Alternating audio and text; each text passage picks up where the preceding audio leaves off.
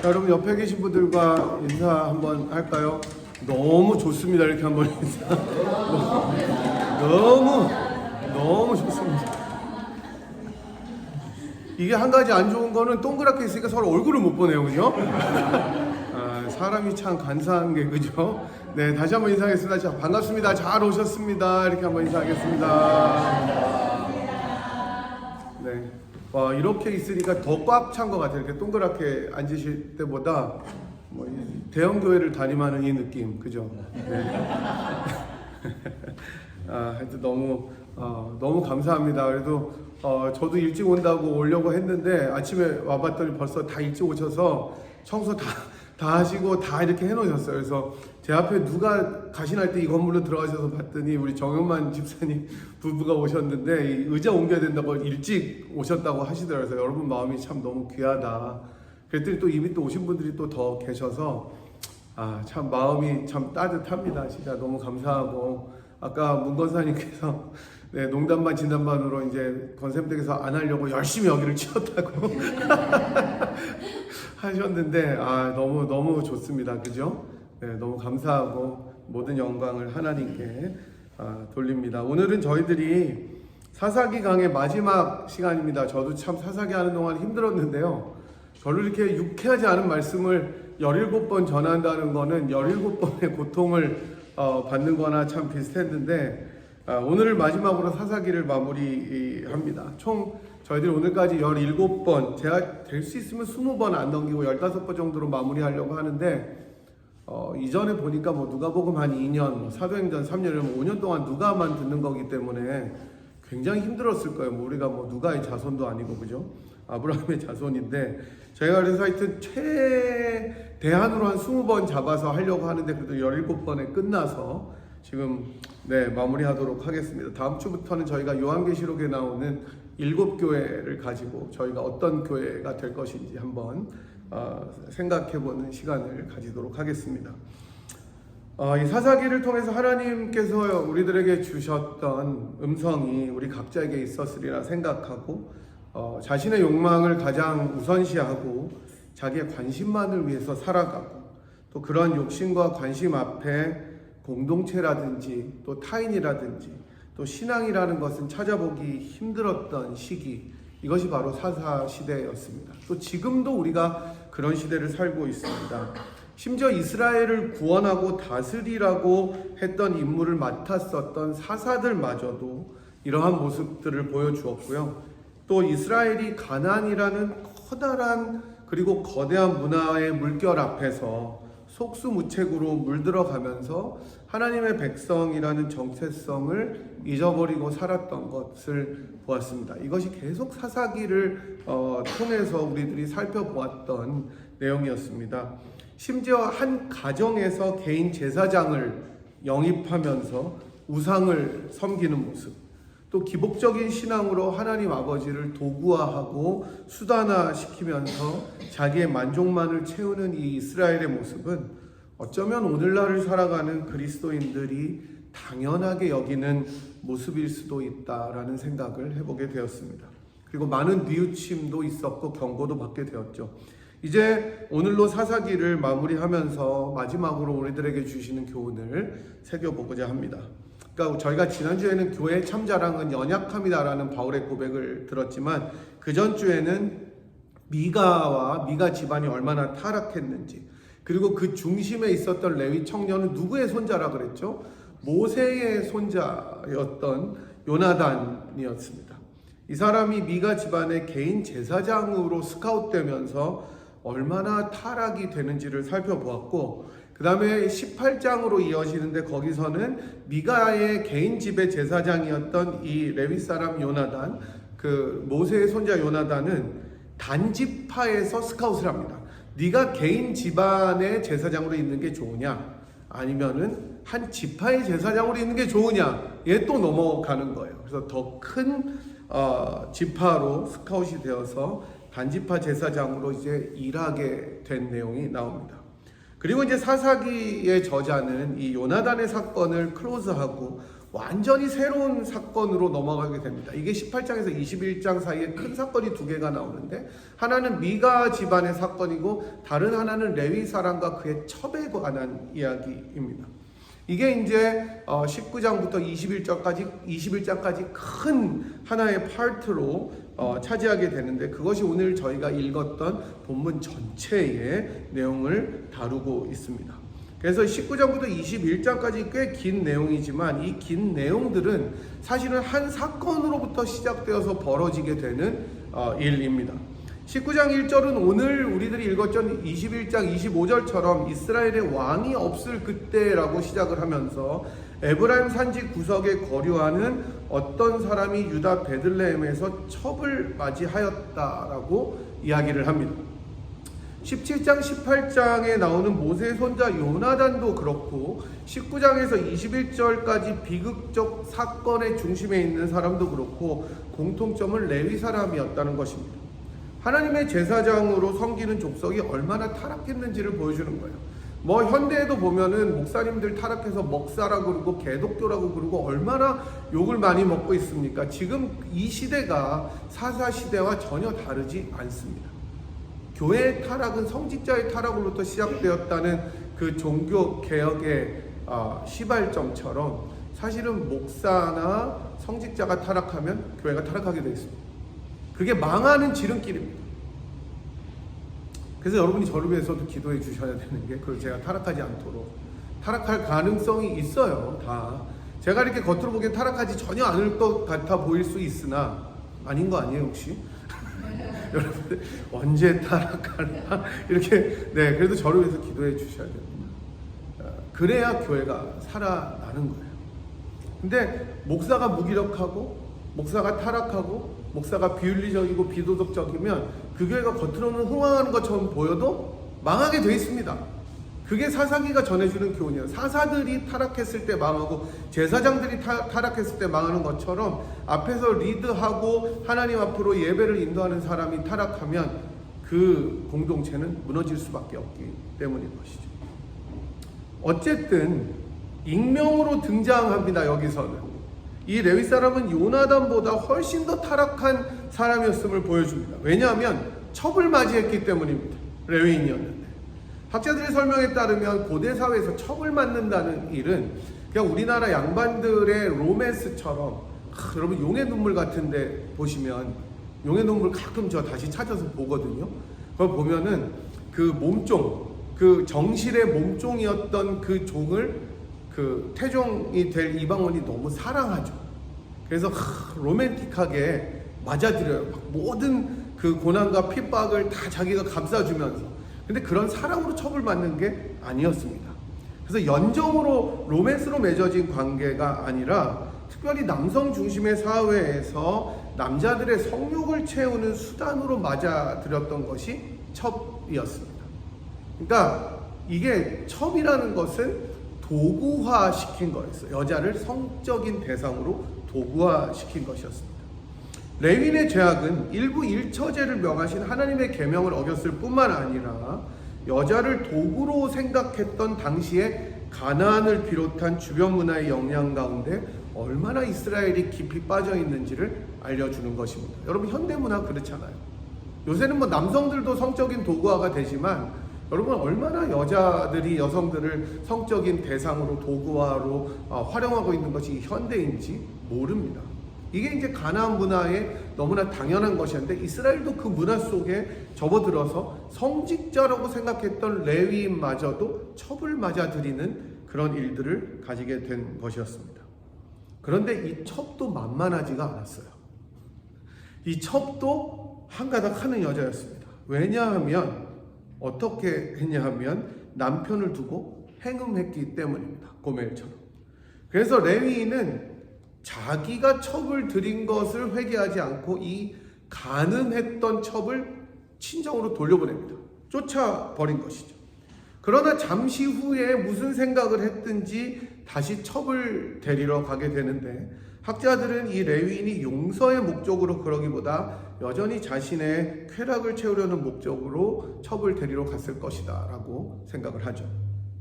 첩을 데리러 가니까 그 첩의 아버지는 어쨌든 사위였던 그 레위인을 극진하게 대접을 합니다. 왜냐하면 행음했던 결과는 죽음이었기 때문이에요. 그래서 여러분 요한복음에 보시면 행음하다가 간음하다가 그 자리에서 발견된 여자를 사람들이 어떻게 하려고 합니까? 돌로 치려고 그러죠. 그럴 때 예수님께서 용서해 주시잖아요. 그것처럼 행음의 결과는 죽음이었습니다. 그리고 그 딸이 행음해서 죽었다고 할 때 그 패밀리는, 그 가문은 정말 수치스럽게 평생을 살아가야 했기 때문에 더 극진하게 그 사위의 마음을 누그러뜨리려고 노력했던 것이었죠. 저희는 여기서 얼마나 사람들이 사람을 목적으로 대하지 않고 수단화시키는지를 읽을 수가 있습니다. 레위인은 성적 욕망의 대상으로 첩이었던 여인을 계속해서 대하고 있습니다. 그냥 인격으로 대하는 게 아니에요. 내 욕망의 대상입니다. 그리고 또 첩은 다른 쾌락을 쫓아서 다른 사람과 행음하고, 그 아버지는 가문을 위해서 사위를 대접합니다. 다 이게 정치적이고 뭐가 도구화되어 있는 것입니다. 이 슬픈 현실이에요. 이게 어른들의 세계입니다. 우리가 나이가 들어가고 철이 들어가면서 어렸을 때 순수함은 대부분 사라지고 우리 안에 자리 잡은 여러 가지 동기와 얽혀있는 생각의 고리들과 체면들과 욕망들과 욕심들이 다른 사람들에게 관계에서 표현이 됩니다. 그리고 그것은 어느새 사람을 진정한 사람으로 대하는 것이 아니라 사람을 하나의 대상으로 바라보게 되는 것입니다.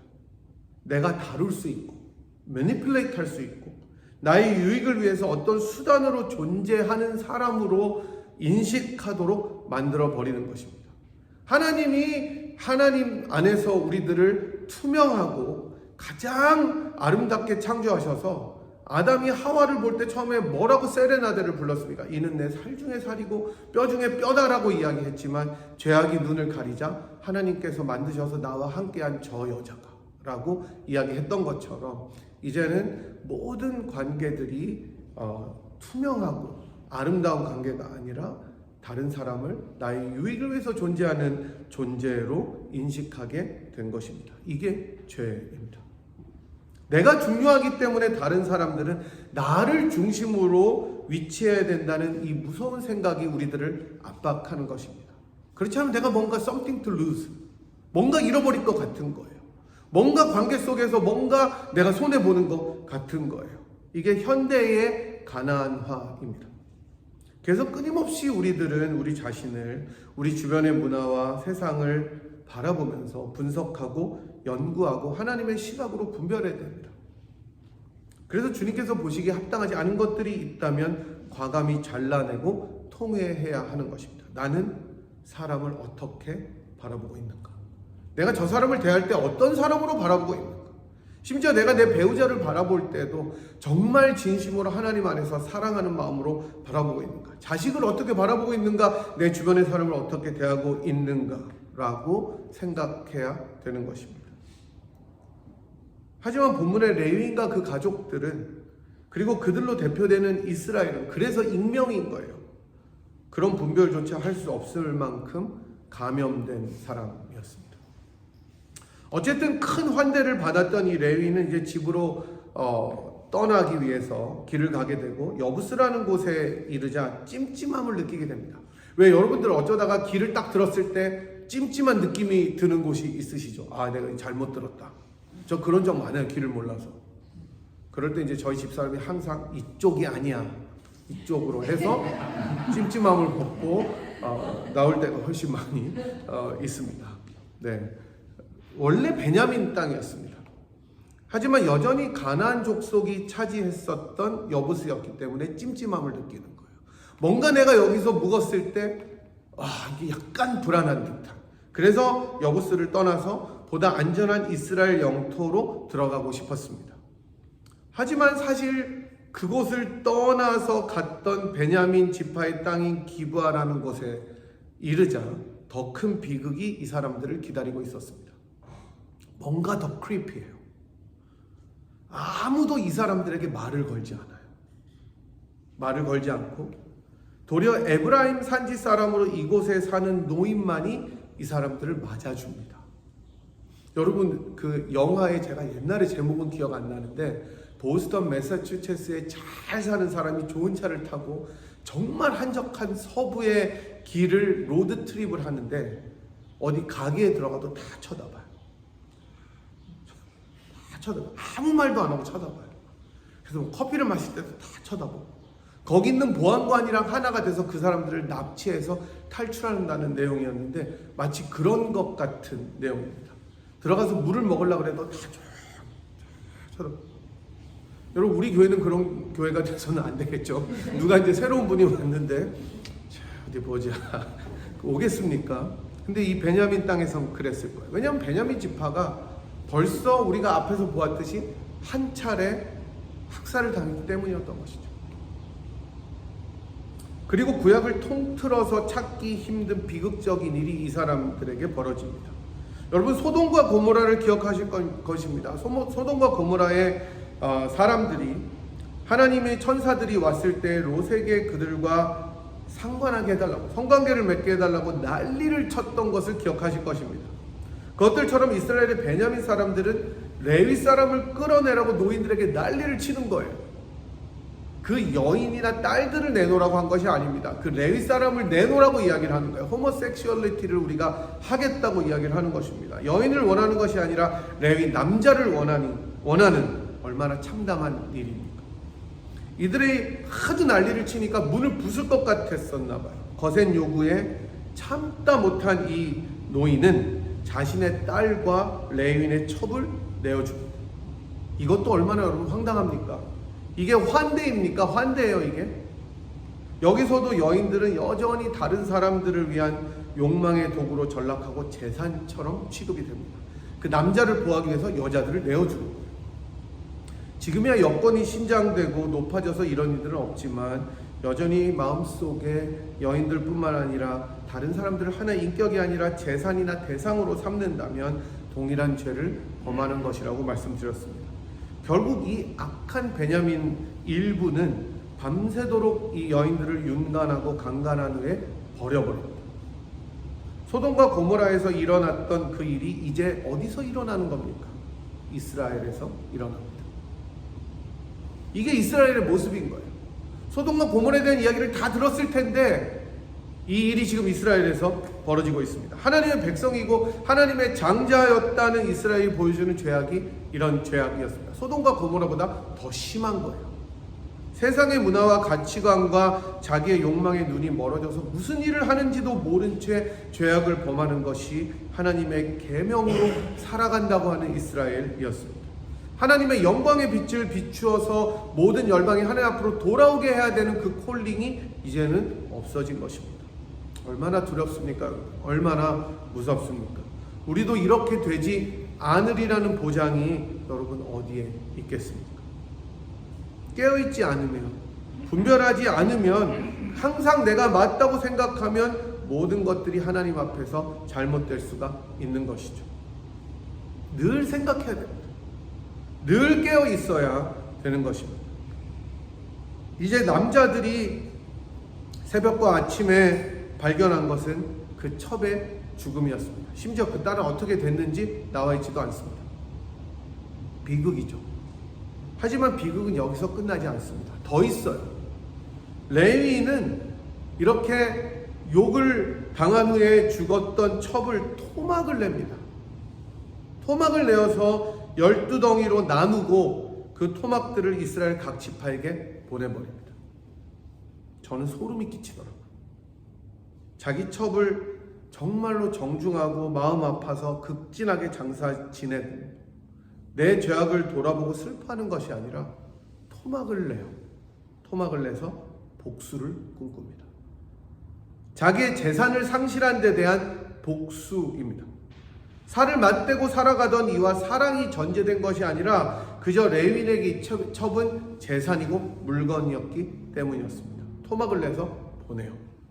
이 엄청난 일을 목도한 이스라엘은 갑자기 뭐가 배달이 됐는데 열어봤더니 뭐예요?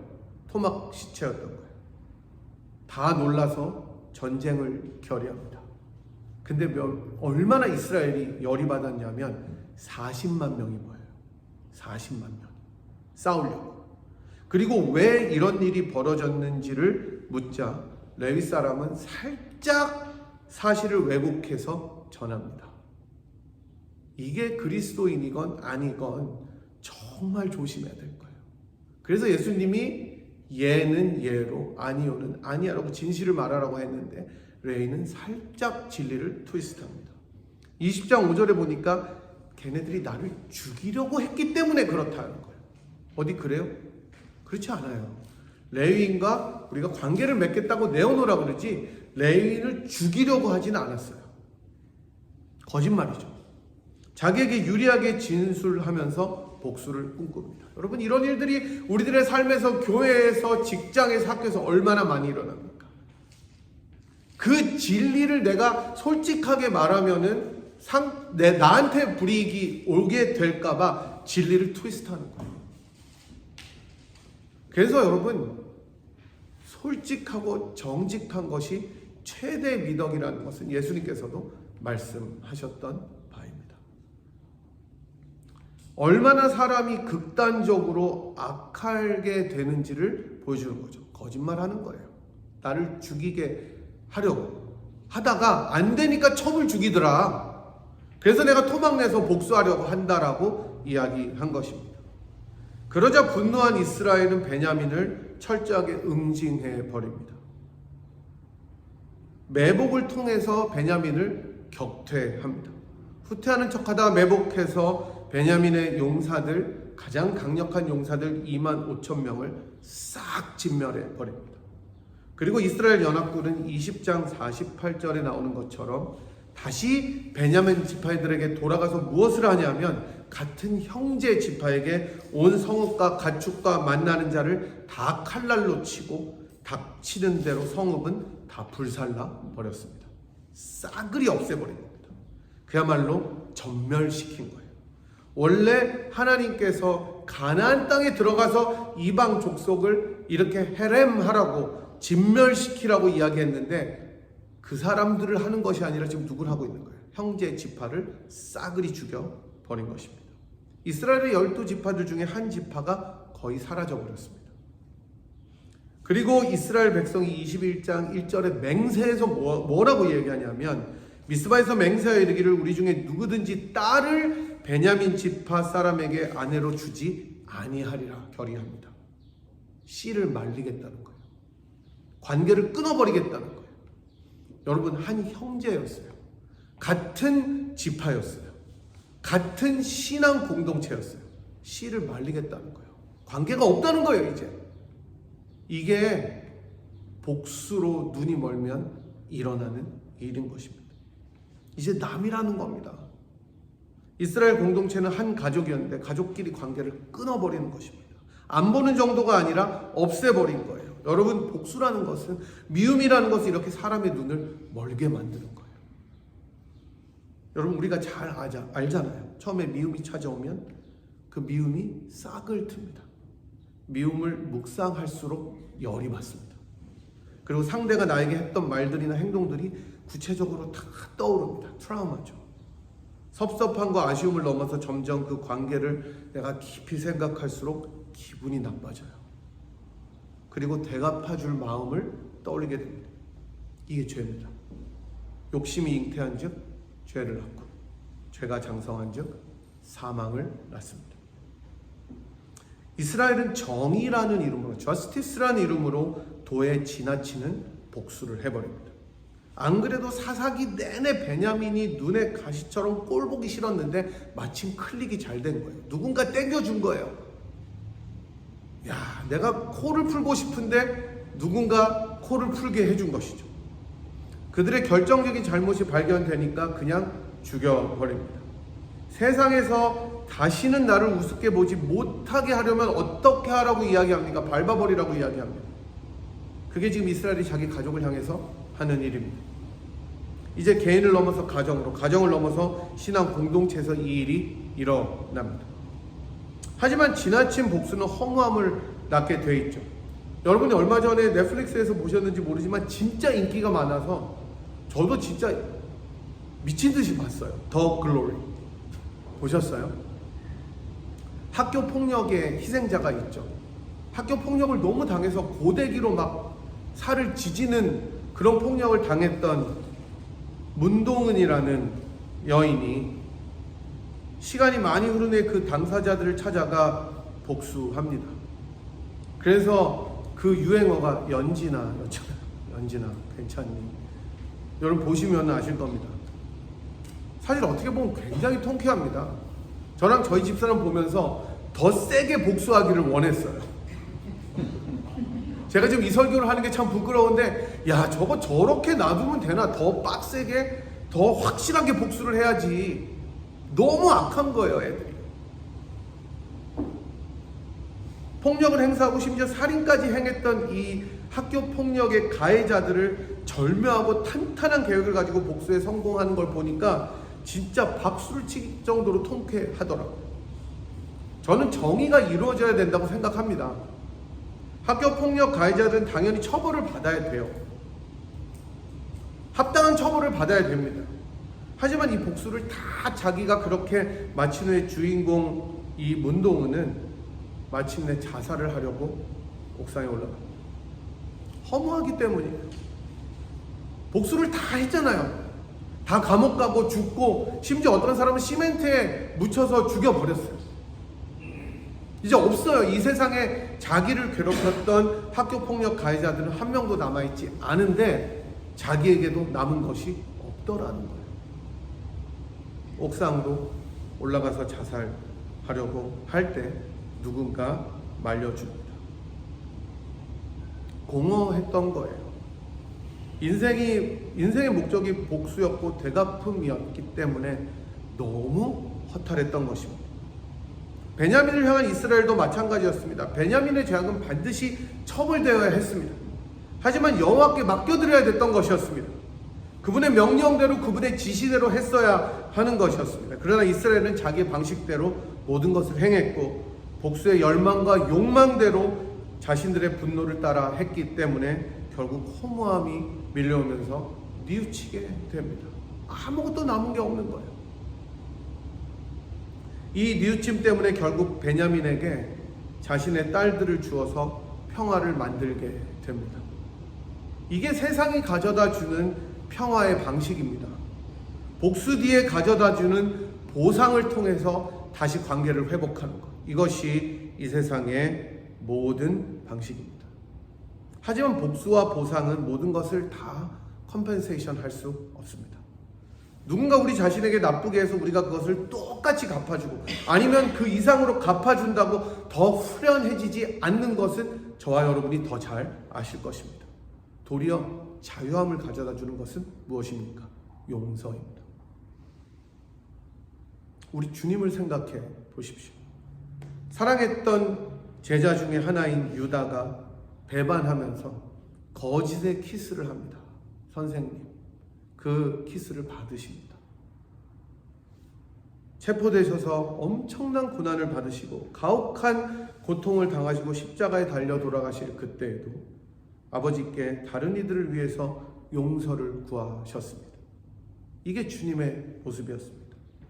우리가 여전히 죄인 되었을 때에 우리를 기꺼이 용서해 주시고 그 험한 십자가를 기꺼이 지시면서 견디신 주님의 용서하심을 기억해 보십시오.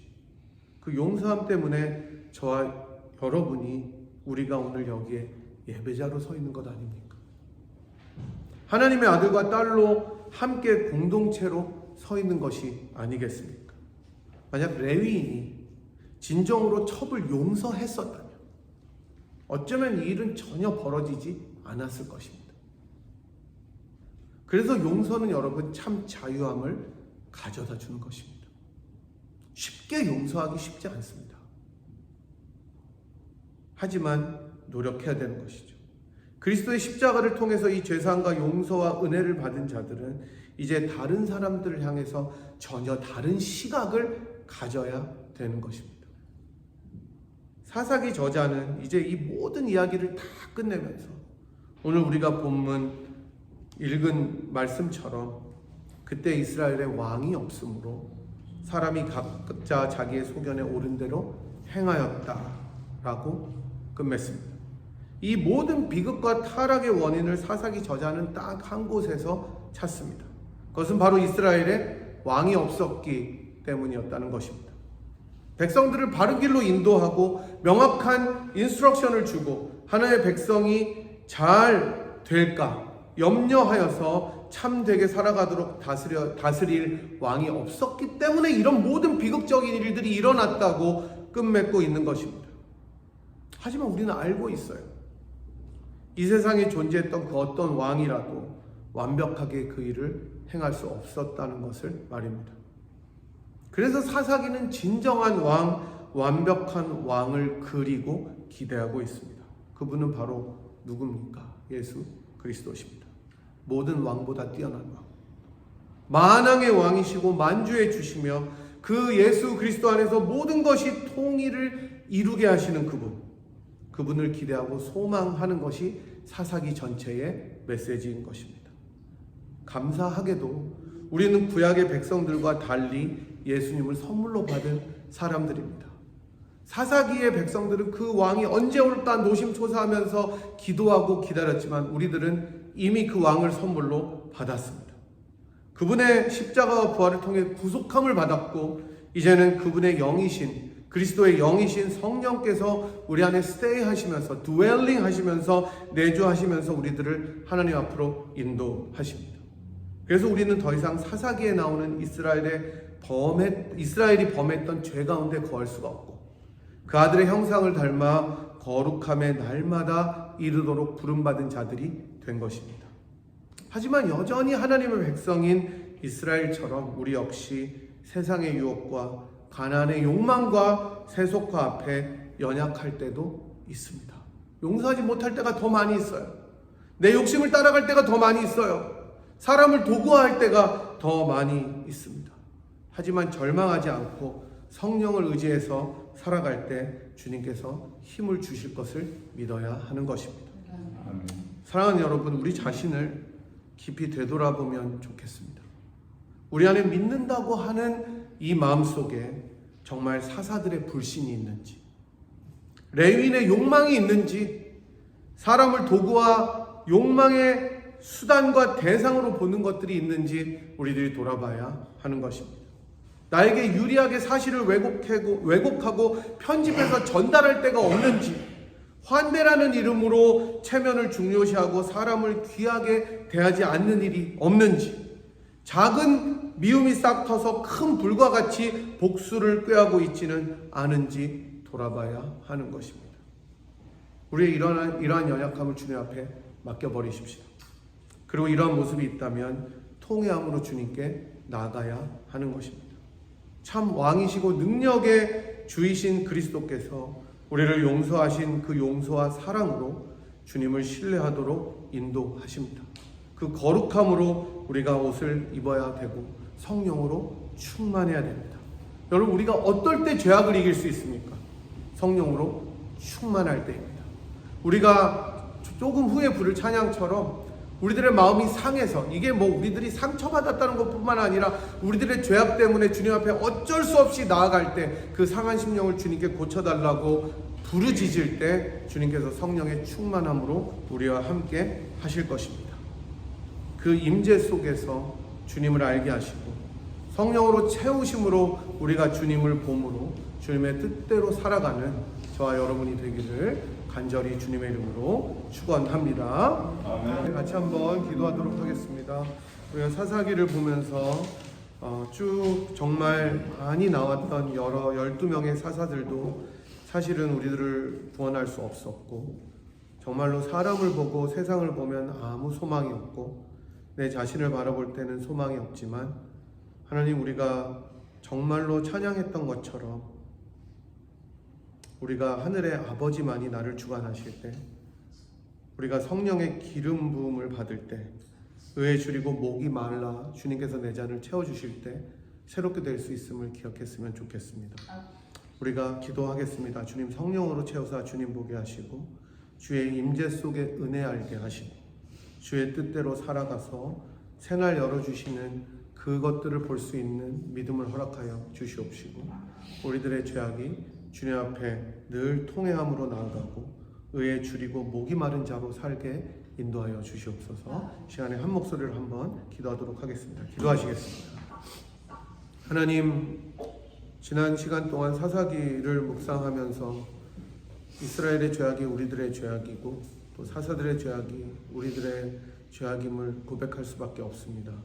저희들이 정말로 이스라엘보다 나은 것이 하나도 없지만 오히려 더 악할 때도 많이 있지만 주님께서 우리들을 긍휼히 여기셔서 사랑하시고 우리들을 주님의 백성으로 삼아주신 것을 다시 한번 감사를 드립니다. 이제 주님의 백성으로 살아가며 의에 줄이고 목이 마른 사람으로 살아가게 도와주시고 상한 심령으로 주 앞에 통회하며 살아가게 도와주시옵시고 주의 날개 아래 주의 나를 정말로 고대하며 정말로 우리들의 심령을 부흥케 하실 주님을 기대하고 소망하며 살아갈 수 있도록 축복하여 주시옵시고 저희들의 심령이 날마다 하나님 앞으로 가까이 나아가서 정말로 성령의 잔을 성령의 기름을 정말로 충만하게 부음을 받는 저희들의 믿음의 삶이 되도록 인도하여 주시기를 간절히 빌고 기도합니다. 하나님, 우리가 참 왕이신 그리스도를 우리들의 왕으로 받았사오니 그 왕국의 백성으로 합당한 삶을 살 수 있도록 인도하여 주시옵시고 더 이상 죄악에 머무는 삶이 아니라 거룩함과 기쁨으로 성령을 따라 사는 아름다운 삶을 주 앞에 사는 저희들의 복된 인생이 되도록 믿음의 여정이 되도록 축복하여 주시옵소서. 지금은 우리를 위하여 자기를 기꺼이 버리셔서 우리를 하나님 앞으로 인도하신 우리 구주 예수 그리스도의 무한하신 은혜와 그 아들을 아끼지 아니하시고 우리를 위하여 기꺼이 내어주신 하나님 아버지의 극진하신 사랑하신 것, 우리들을 날마다 상한 심령으로 의에 줄이고 목이 마른 심령으로 인도하시는 성령 하나님의 위로 교통 충만하신 역사가 정말로 그리스도만을 바라보며 의에 줄이고 목이 마르다는 고백으로 주 앞에 나아가며 거룩하게 주의 백성으로 살아가기로 결단하고 돌아가는 이 자리에 함께한 주의 백성들 한 분 한 분 머리머리 위에와 사랑하는 분이엘 제단 위에 지금부터 영원토록 함께 하시기를 간절히 축원하옵나이다. 아멘.